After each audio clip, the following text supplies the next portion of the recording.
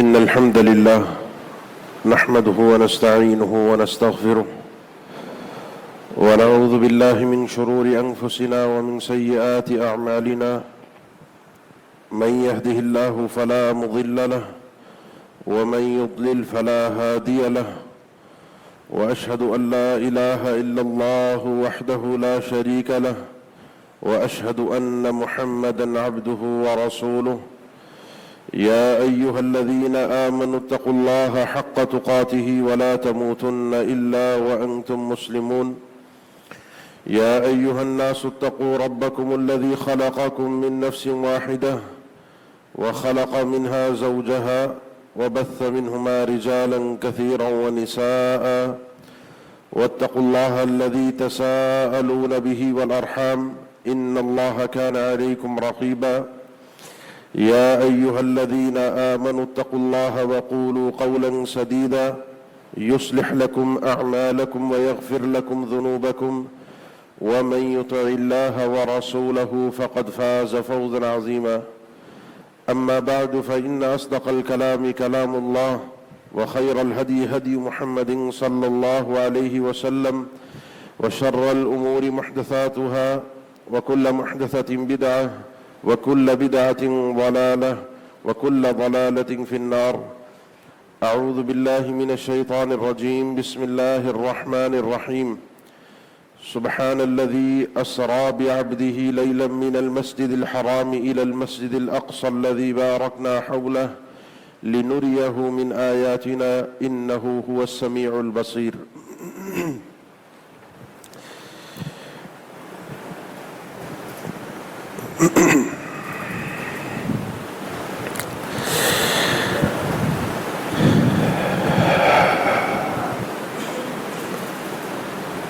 حالیہ دنوں میں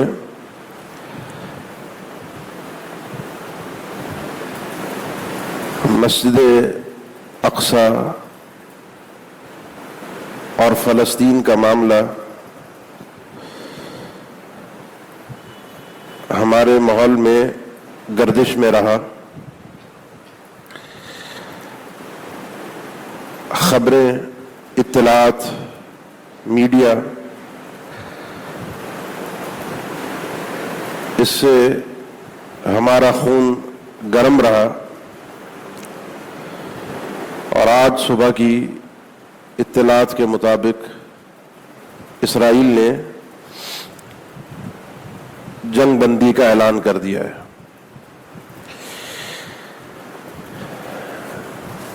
اس معاملے میں کچھ چیزیں یا باتیں سیاسی ہیں اور وہ سیاسی منظرنامہ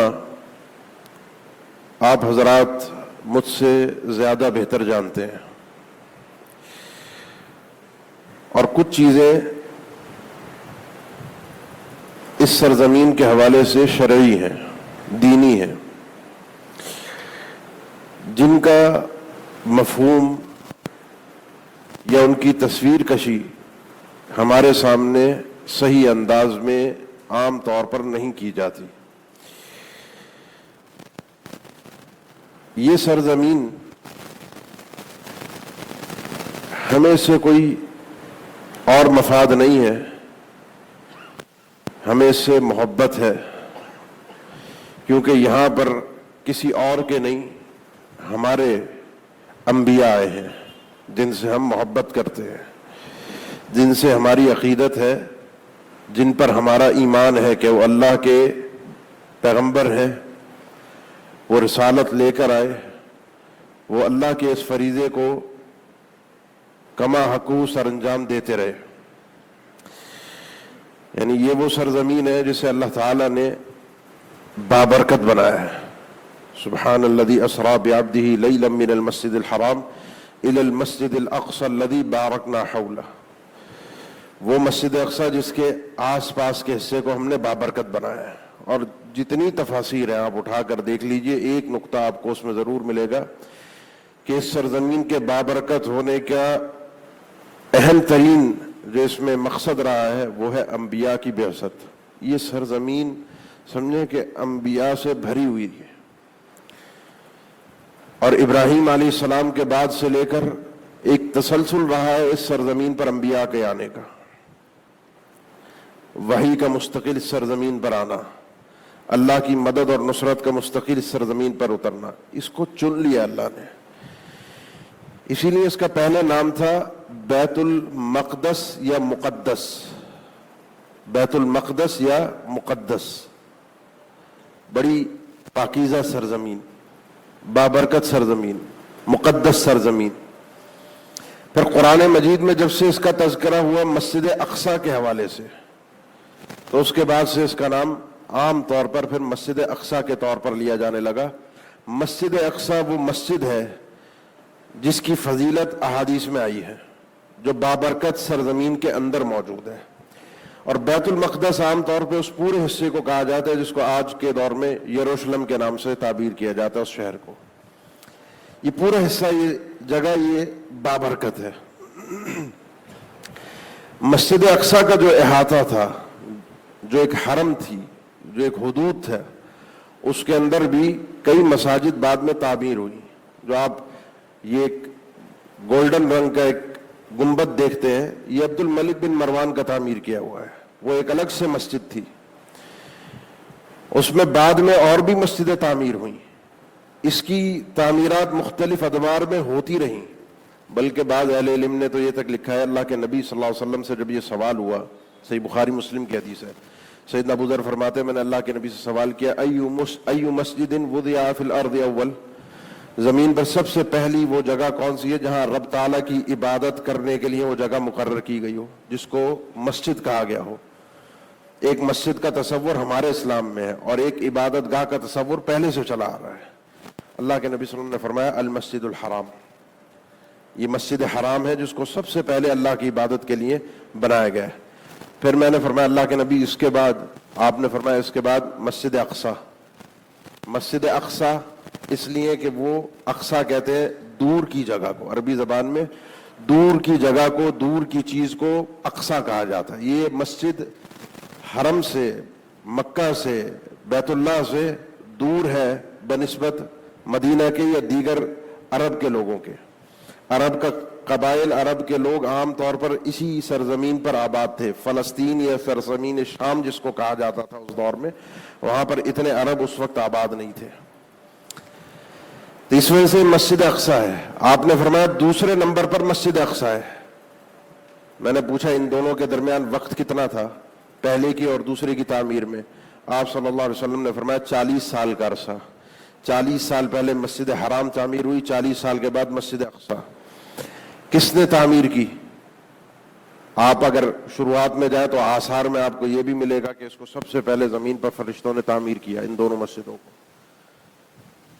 لیکن یہ قول قابل التفات نہیں ہے۔ زیادہ تر اہل علم اس طرف گئے کہ ان دونوں مسجدوں کی اول بنیاد رکھنے والے آدم علیہ السلام تھے، اور اس کے آثار میں، اس کی تائید آثار میں ملتی ہے۔ حتیٰ کہ ابراہیم علیہ السلام نے بھی جب تعمیر کی تو قرآن مجید کا اسلوب ہی ہے وَإِذْ يَرْفَعُ إِبْرَاهِيمُ الْقَوَاعِدَ مِنَ الْبَيْتِ وَإِسْمَاعِيلُ۔ جب مسجد حرام کی تعمیر کا مرحلہ آیا بیت اللہ کی، تو ابراہیم علیہ السلام نے جو تعمیر کی تو اس تعمیر کی بنیاد انہوں نے نہیں رکھی، ان بنیادوں کو انہوں نے اٹھایا تھا۔ اور ایک قول یہ ہے کہ ابراہیم علیہ السلام نے پہلی تعمیر مسجد حرام کی اپنے بیٹے اسماعیل علیہ السلام کے ساتھ مل کر، اور 40 سال کے بعد اپنے دوسرے بیٹے اسحاق علیہ السلام کے ساتھ مل کر مسجد اقصیٰ کی تعمیر کی۔ اور اس کے بعد آپ جانتے ہیں کہ انبیاء کا ایک تسلسل جو رہا، کیونکہ اللہ تعالیٰ نے قرآن مجید میں ذکر فرمایا وَجَعَلْنَا فِي ذُرِّيَّتِهِ النُّبُوَّةَ وَالْكِتَابَ۔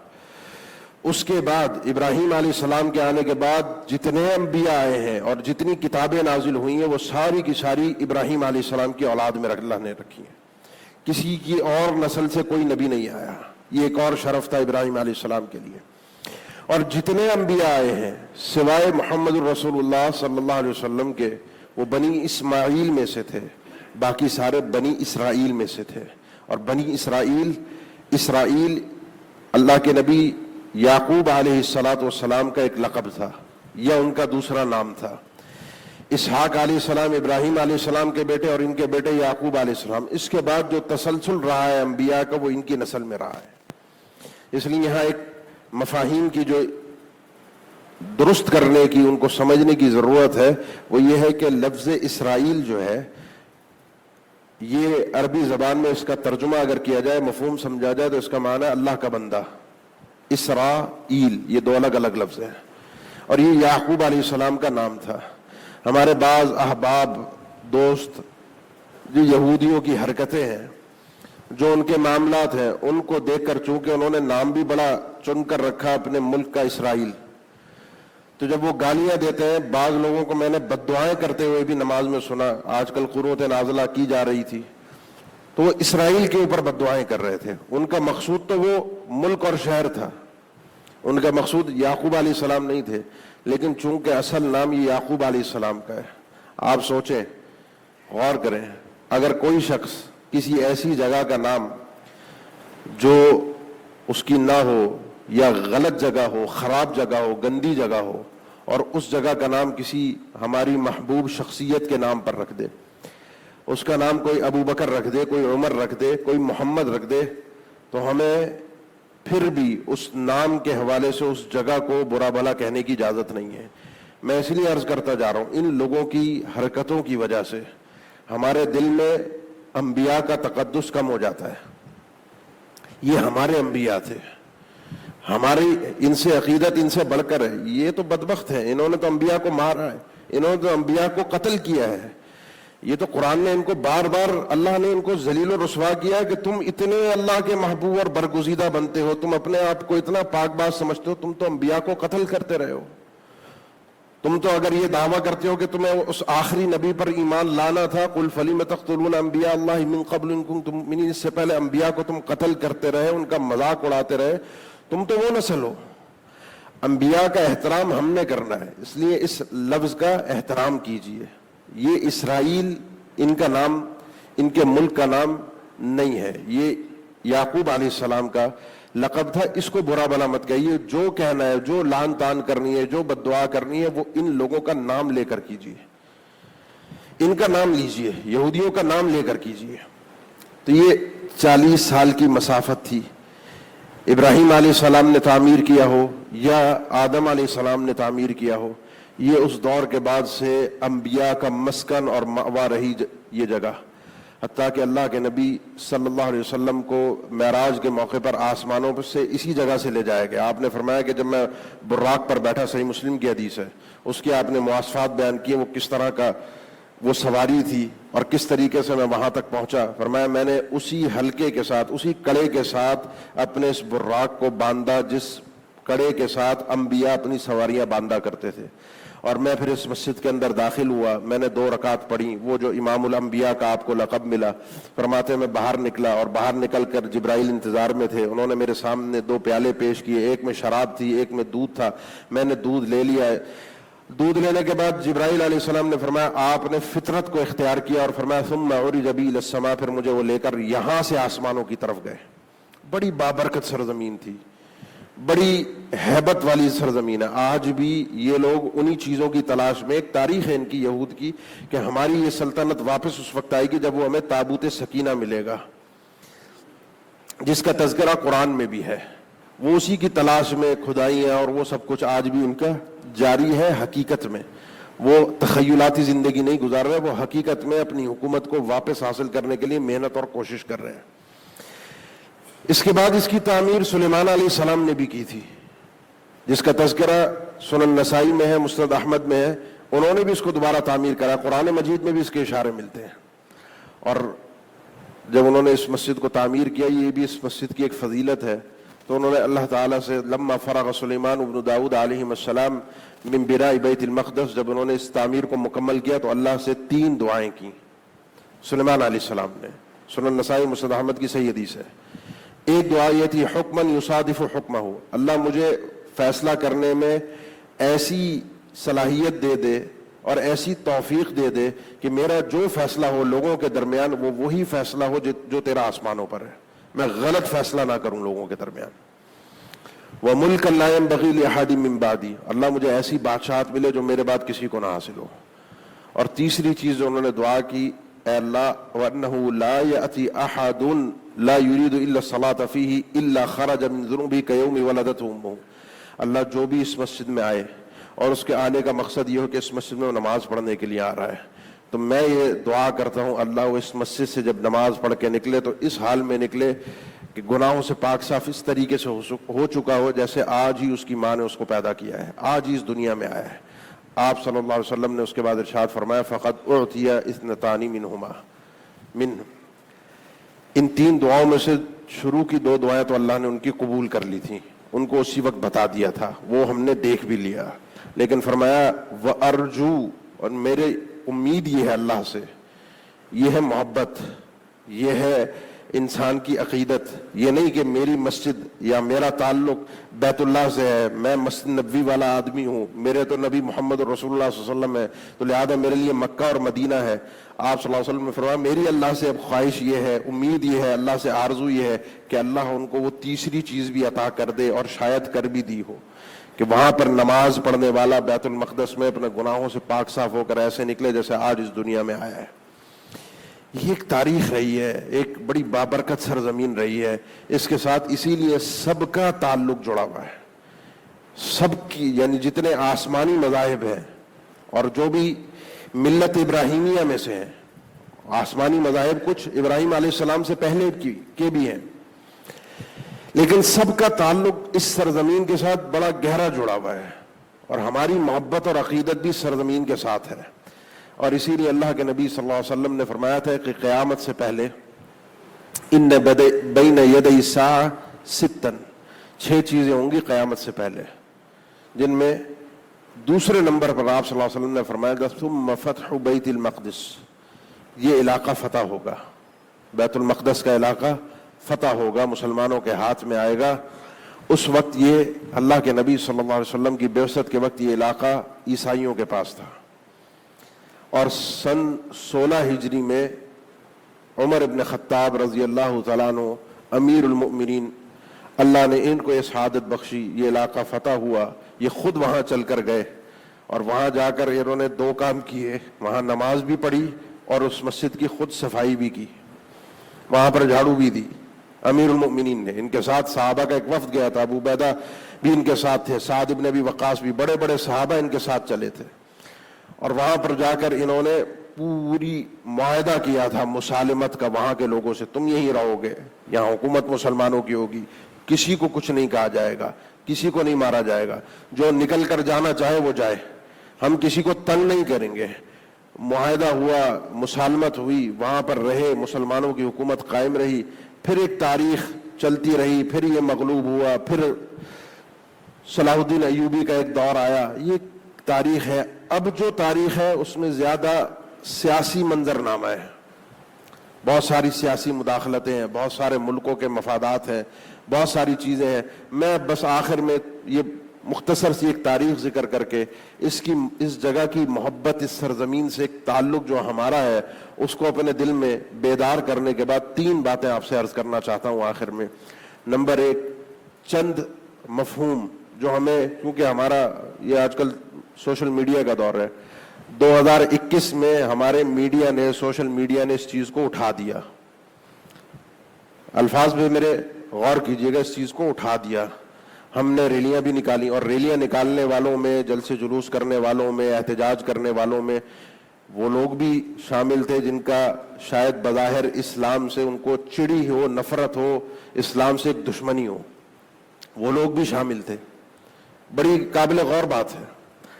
ورنہ اس سے بدترین محاصرہ ہم پاکستانیوں کو، اتنی اطلاعات وہاں کی شاید نہ ہوتی ہو، 2017 میں ہوا، 2014 میں ہوا، 2008 میں ہوا، 2004 میں ہوا۔ یہ آج کی نئی کہانی نہیں ہے غزہ کی، اس غزہ کے اوپر مظالم اس سے بدترین اس سے پہلے بھی ڈھائے گئے ہیں۔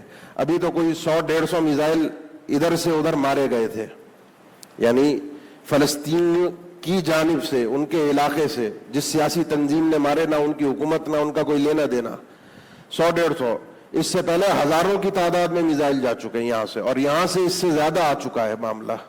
یہ تو چلتا آ رہا ہے، ہمارے میڈیا نے اٹھا دیا، ہمیں جوش آ گیا، اب چند مفہوم، یہ چند الفاظ کے ساتھ ہمارے ساتھ کھیلا گیا۔ سب سے پہلا مفہوم جی انسانیت، دوسرا مفہوم یہ فلسطین کا معاملہ ہے، یہ فلسطین کی سرزمین ہے، ان لوگوں کا حق ہے۔ یہ دونوں مفہوم ہمیں اچھی طریقے سے درست کر لینے چاہیے. نہ یہ فلسطین کا معاملہ ہے اور نہ یہ انسانیت کا معاملہ ہے. پوری حقانیت کے ساتھ اگر آپ سچائی کے ساتھ دیکھیں تو یہ صرف اور صرف اسلام کا معاملہ ہے. ان کے ساتھ ظلم جو ہو رہا ہے وما نقموا منہم الا ان یؤمنوا باللہ العزیز الحمید، ان سے انتقام جو لیا جا رہا ہے، ان کو جو مارا جا رہا ہے، ان کو جو پیسا جا رہا ہے، ان کے اوپر جو ظلم ڈھایا جا رہا ہے، اس کی وجہ یہ ہے کہ ان کا اللہ پر ایمان ہے، وہ مسلمان ہیں. اس کی وجہ یہ نہیں ہے کہ یہ فلسطینی ہے، کیونکہ یہ غزہ یروشلم سے، بیت المقدس سے تقریباً کوئی 1200 کلومیٹر دور ہے. اس کا کوئی تعلق ہی نہیں ہے یروشلم کے ساتھ، بیت المقدس کے ساتھ، بہت دور ہے، یہ ساحلی پٹی پر ہے. اس لیے اس جگہ پر یہ ظلم ڈھانا، اس جگہ پر یہ سب کچھ کرنا، وما نقموا منہم الا یؤمنوا باللہ العزیز الحمید کے علاوہ کوئی دوسری تفسیر اور تطبیق ہے ہی نہیں. اور آج نہیں ہے، یہ چلا آ رہا ہے تسلسل، ایک عرصے سے یہ چیز چلی آ رہی ہے. لہذا سب سے پہلے اس مفہوم کو درست کیجئے کہ یہ جی ان کا معاملہ ہے. یہ بات یاد رکھیے، یہ ان کا معاملہ نہیں ہے. یہ آج اگر وہ اس لائن میں کھڑے ہیں، آج ان کے ساتھ یہ ظلم ہو رہا ہے، تو کل میری باری ہے، کیونکہ میں بھی اللہ پر ایمان رکھنے والا مسلمان ہوں. یہ غیرت الحمدللہ اب بھی ہمارے اس ملک اور معاشرے کے اندر کافی حد تک قائم اور دائم اور باقی ہے. اللہ ہمیں مزید استقامت دے، مزید ہمت دے. اللہ ہمارے ایمان کی بقا فرمائے. یہ کوئی میں فخریہ طور پر نہیں کہہ رہا یا کوئی غلط بنیادوں پر نہیں کہہ رہا، یہ صرف ایک تحدیث نعمت کے طور پر کہہ رہا ہوں. نمبر ہمارا بھی آئے گا، چھوڑنا، ہم کوئی ان کے چہیتے لاڈلے نہیں ہیں، ہم ان کے قریبی نہیں ہیں. تو پہلے نمبر پر یہ مفہوم درست کیجئے. دوسرے نمبر پر جو بات سمجھنے کی ہے، وہ جس مفہوم کی ہمیں درستگی کرنی ہے، وہ یہ ہے کہ وہاں کے لوگ، یہ سرزمین ان کی ہے، وہاں رہ رہے ہیں، ان کا حق ہے. اب جو اسرائیل جس نام سے، یہودی جس نام سے اس جگہ پر قابض ہو رہے ہیں، اس جگہ پر حملہ آور ہو رہے ہیں، وہ آپ سنتے رہتے ہیں، مختلف تقریریں آتی رہتی ہیں، مختلف باتیں ہوتی رہتی ہیں، اس کے اندر مختلف چیزیں ہمیں سنائی جاتی ہیں، اور ان کا کوئی 50 سالہ پلان، کوئی 200 سالہ پلان، کوئی اور مزید وہ خیبر تک پہنچنے کی بات، اور سب کچھ باتیں اسی میں ہم ایک الجھ کر رہ جاتے ہیں. آخر میں بات اپنے اختتام پر پہنچنے سے پہلے آخری 2 باتیں سمجھ لیجئے، اور ان آخری 2 باتوں میں یہ ہے. نمبر 1، یہ ان کی چالیں ہیں، مکاریاں ہیں.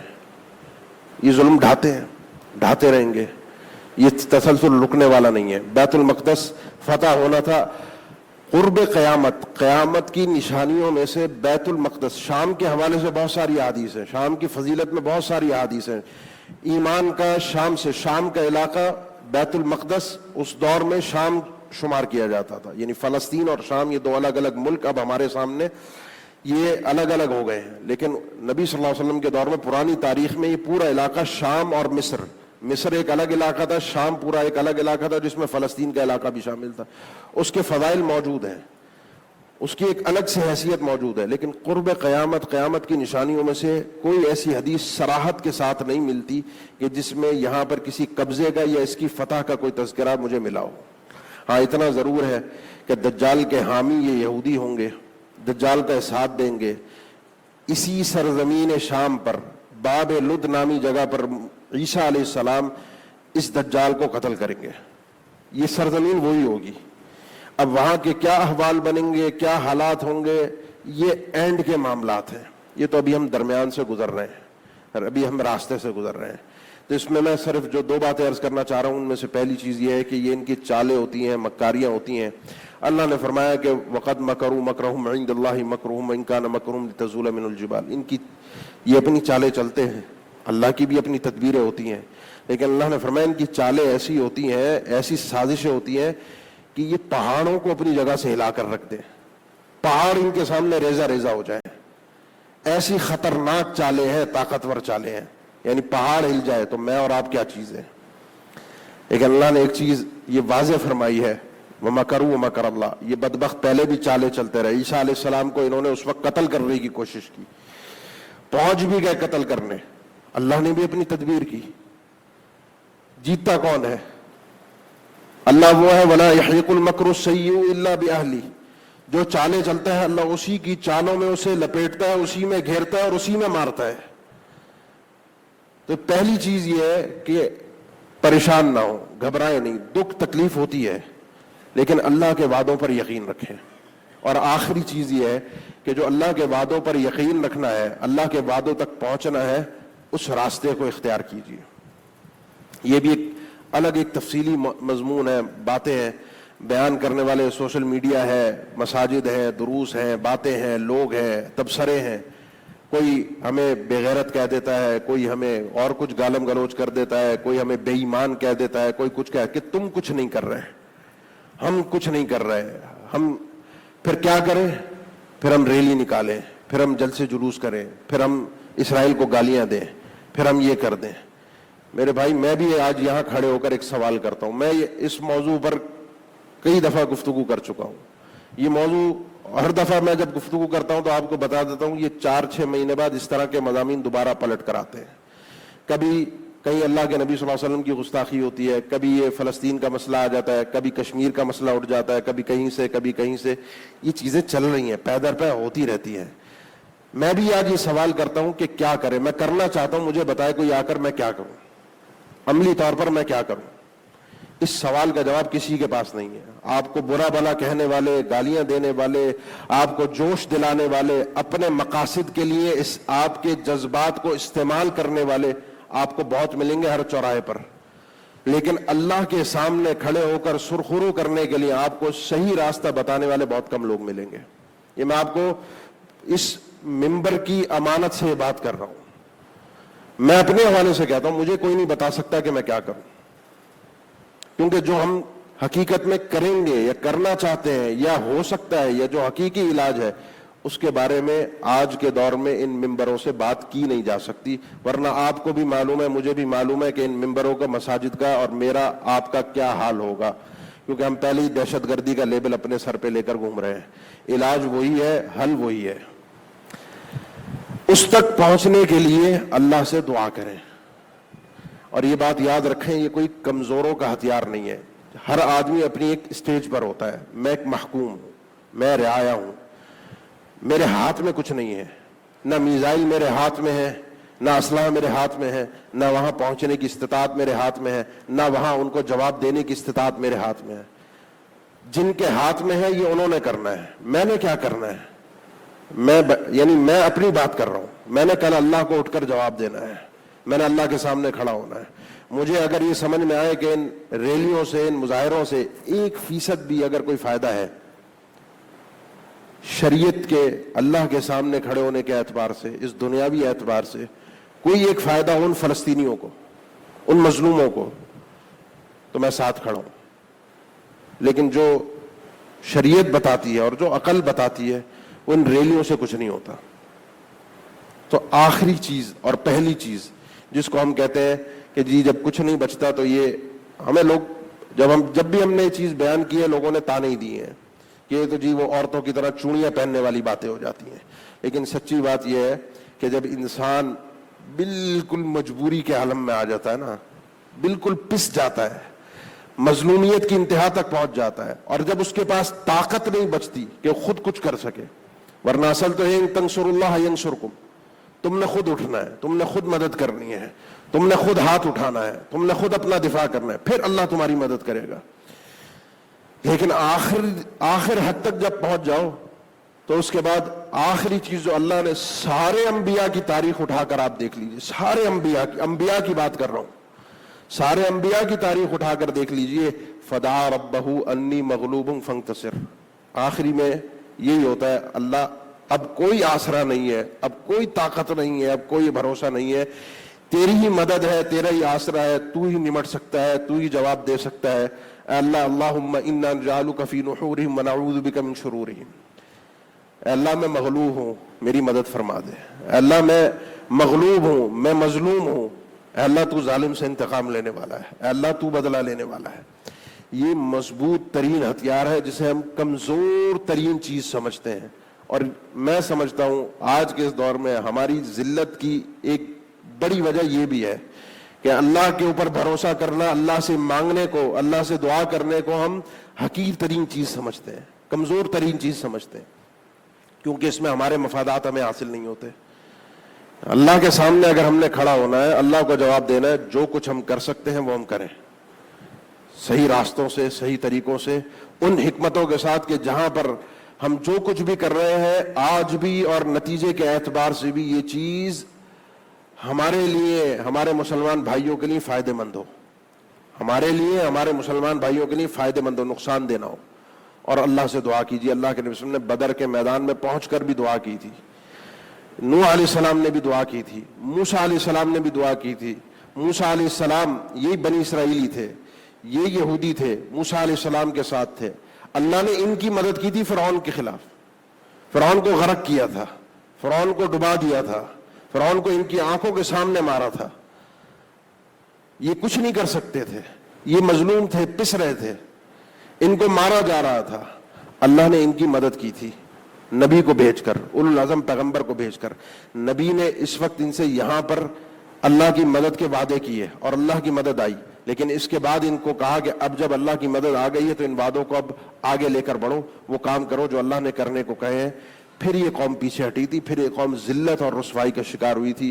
اپنے اوپر بھی ہمیں ذرا سا غور کرنے کی ضرورت ہے. اللہ نے اپنے وعدوں کو پورا کیا، بیت المقدس فتح ہوا، مسلمان پوری آب و تاب کے ساتھ اس دنیا پر حکومت کرتے تھے، مسلمانوں کا عروج تھا. اور آخر کار ہم کہاں پہنچے؟ ہماری بھی تاریخ عام طور پہ ان کی تاریخ سے کہیں نہ کہیں جا کر مل جاتی ہے. اللہ سمجھنے کی توفیق دے، ہماری اصلاح فرمائے. اقول قولی ھذا واستغفر اللہ لی ولکم، آخر دعوانا الحمد للہ رب العالمین.